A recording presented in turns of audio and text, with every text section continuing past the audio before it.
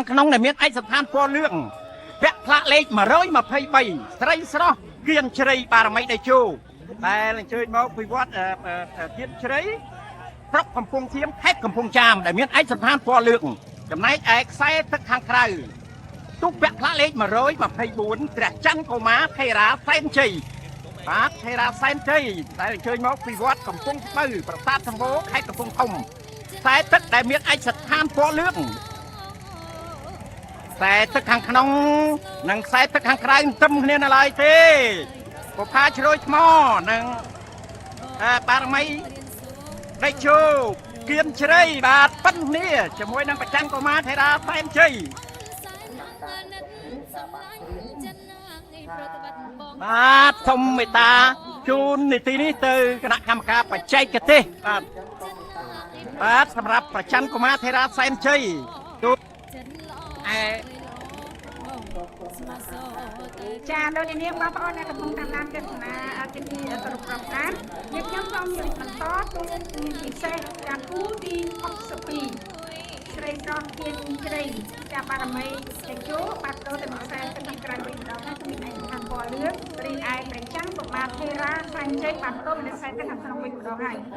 ព្រះច័ន្ទកុមារថេរាសែនជ័យគឺថាខ្សែទឹកខាងក្នុងដែលមានឯកសណ្ឋានពណ៌សប្រណាំងជាមួយនឹងស្រីស្រស់គៀនជ្រៃបារមីតេជោជើញមកពីខាងគៀនជ្រៃក្រៅយ៉ាងកំពង់សៀមកំពង់ចាមសម្រាប់ស្រីស្រស់គៀនជ្រៃបារមីតេជោបដូរទៅនៅខ្សែទឹកខាងក្រៅវិញម្ដងហើយឯកសណ្ឋានក្នុងទឹកហើយនៅកាក់ដូចជាមើលទៅឃើញថាមានចាញ់បងព្រះច័ន្ទកុមារថេរាសែនជ័យនោះបន្តិចបន្តួចព្រះច័ន្ទកុមារថេរាសែនជ័យមកពីខាងកំពង់ស្ពឺប្រាសាទសម្បូរចាខេត្តកំពង់ធំឆ្លងផាត់កងពាន់ទី2ហើយនៅសល់តែប្រមាណ150ម៉ែត្រទៀតដល់ទីគាត់ខ្សែទឹកខាងក្នុងនៅតែនាំមុខគឺទូកព្រះច័ន្ទកុមារថេរាសែនជ័យ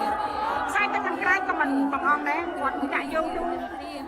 មកវិញគៀនជ្រៃបារមីដេជោចាស្រីស្រស់គៀនជ្រៃបារមីដេជោគាត់ខំដែរប៉ុន្តែអត់ទាន់ទេព្រោះថាទីគាត់បានមកដល់គូពិសេសចឹងហើយបាទទឹកតែលឿនងាកតែមកផ្លែចាងាកដល់ផ្លែដៃនៅក្នុងឱកាសនេះខ្ញុំសូមសម្ដែងកាត់តែមកគាត់ជ័យព្រៃគឺឯកឧត្តមមេធាវីវិញមេធាវីការក៏គាត់ជើងទឹកតែលេខរៀងគូទី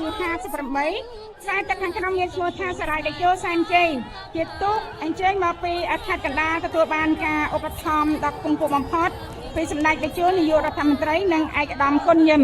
ខ្ញុំក៏សូមសម្ដែងការថ្លែងអំណរគុណជូនចំពោះឯកឧត្តមគុណយឹមដែលឯកឧត្តមបានធ្វើការឧបត្ថម្ភចាដល់គណៈកម្មការបច្ចេកទេសយើងខ្ញុំផងដែររីឯខ្សែទឹកខាងក្រៅគឺជាទូកដែលទទួលបានការឧបត្ថម្ភពីឯកឧត្តមហុយថេរាដែលទូកនេះមានឈ្មោះថាព្រះច័ន្ទកុមារថេរាសែនជ័យមកពីខាងខេត្តកំពង់ធំកំពុងតែប្រកៀបកាត់គ្នាឆ្លងកាត់កងពាន់ទី1មកនេះខ្សែទឹកខាងក្នុងហាក់ដូចជាមានព្រៀបជាងបន្តិចបន្តួចចាគឺទូកដែលមានឈ្មោះថាសារាយតេជោសែនជ័យដែលស្ថិតនៅខ្សែទឹកខាងក្នុងមានឯកសណ្ឋានពណ៌ក្រហមរំលេចដោយមួកពណ៌សចុងច្រវាពណ៌សមើលទៅឃើញប្រព័ន្ធវិទ្យានៃទូកលិចប្រដាល់តឹមតែម្ដង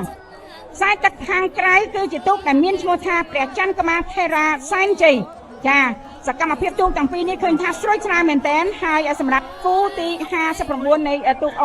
ពិសេសក៏ចិត្តចាប់ទន្ទឹមនៅកងពាន់ទី1មកហើយដែរតែខ្ញុំសូមជម្រាបជូននៅសកម្មភាពជាបន្តសារាយតេជោសែនជ័យដែលមានឯកសណ្ឋានពណ៌ក្រហមចុងច្រវាពណ៌ត្រួយចេកដល់មកមើលចិត្តបានដឹងថាចុងច្រវាពណ៌ត្រួយចេកចាពណ៌ត្រួយចេករំលេចតែមួកពណ៌សឯកសណ្ឋានចរាចរណ៍របស់ទូកហ្នឹងពណ៌ក្រហមមើលទៅឃើញថាសម្រស់ល្អឯកហើយល្បឿនទៀតសោតក៏លឿនចាគឺទូកដែលមានឈ្មោះថាសារាយតេជោសែនជ័យចាឧបត្ថម្ភដល់គង់គួរបំផុតពីសម្ដេចតេជោនាយករដ្ឋមន្ត្រីនិងឯកឧត្តមគុណយឹមចាឃើញថាមានព្រៀបដាច់ហើយអត់គាត់ទៅពួកទេបាទសារាយនេះគឺម្សិលមិញហ្នឹងក៏លឿនណាស់ដែរបាទគឺគាត់ឈ្នះទាំងពីរជើងសម្ផស្សប្រច័នជប់សែនជ័យហ្នឹងក៏លឿនដែរក៏ប៉ុន្តែពេលនេះឃើញថាអាចយឺតជាងគូប្រកួតបន្តិចបាទគឺគាត់បានមកដល់ខ្សែព្រាត់ហើយ សូមអនុញ្ញាត បម្រុះចំនួន100កេសជូនគណៈកម្មាធិការជាតិរៀបចំបុណ្យជាតិអន្តរជាតិក្នុងពិធីបុណ្យអុំទូកបណ្ដែតប្រទីបនិងសំពះព្រះខែអកអំបុកសម្រាប់ប្រើប្រាស់តាមការគួរក្រុមហ៊ុនខ្មែរ Beverages ឧបត្ថម្ភស្រាបៀរ Sugar Beer ចំនួន 7,500 កេសជូនកីឡាករប្រណាំងទូកគ្រប់គ្រងទូទាំងប្រទេសតាមរយៈគណៈកម្មាធិការជាតិរៀបចំ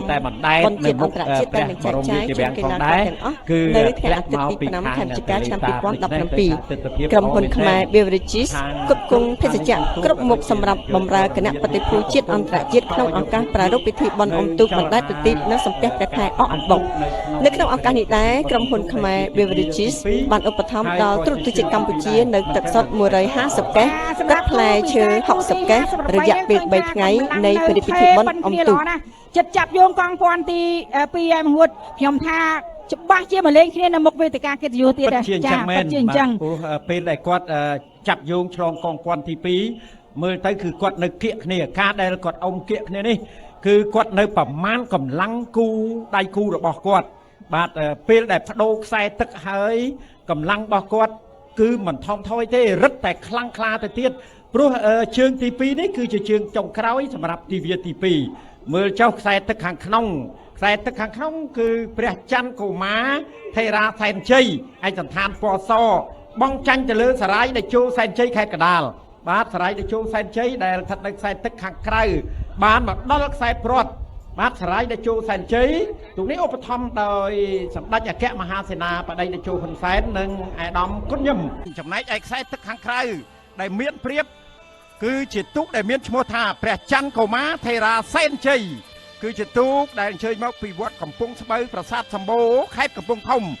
ដែលមានព្រៀបហើយឧបត្ថម្ភដោយអាដាមហ៊ុយថេរានៅពេលនេះឃើញថាខ្សែទឹកខាងក្រៅរបស់ខេត្តកំពង់ធំបានទទួលជ័យជំនះទៅលើសព្រួញពេជ្រដែលឧបត្ថម្ភដោយសម្ដេចកលាហោមសខេងដែលមានឯកសណ្ឋានពណ៌ក្រហម